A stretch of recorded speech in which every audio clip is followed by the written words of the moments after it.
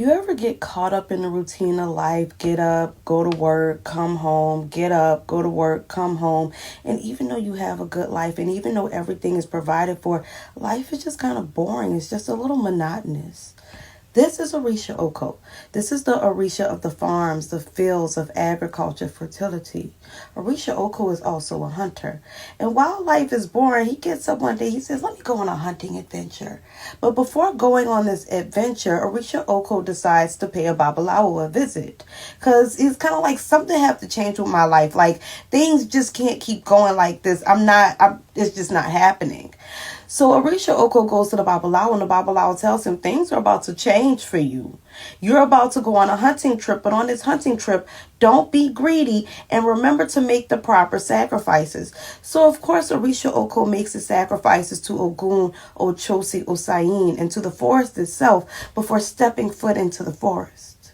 As soon as Orisha Oko gets into the forest, it's an antelope right in front of him. He grabs his bow and arrow and pshoo, bags it like that. And he was like, oh, that was so easy. And he's excited and he's proud. You know, you get that rush. And he's gutting, he's cleaning the animal. And he's like, maybe this was just too easy. Maybe I should keep going. Maybe I should hunt a little more. But something in his gut says, don't be greedy. And as he's telling himself that, he looks up and sees this huge buck. And he's like, oh, I'd be happy to bag that. But again, he said, you know what? The Babalawo told me not to be greedy.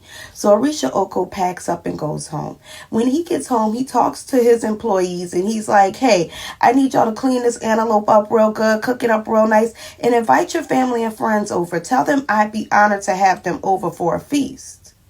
Now the Babalawo had instructed Orisha Oko to not sell whatever he caught, but instead spread that prosperity around the community. And Orisha Oko did just that. Not only did he have this big feast, everybody was happy.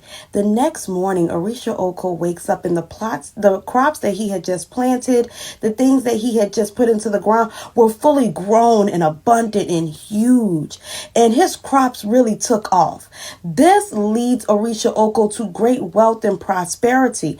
But as Orisha Oko prospers, he shares this abundance with the people in the community around him, finding that it wasn't just in him doing his work and getting up and going home every day, but helping people out, being a philanthropist, feeding the community, brought fulfillment to his life that he never thought was there. I encourage you to get out in your community and give back to your community. I hope you enjoyed this story. Ashe, ashe, oh.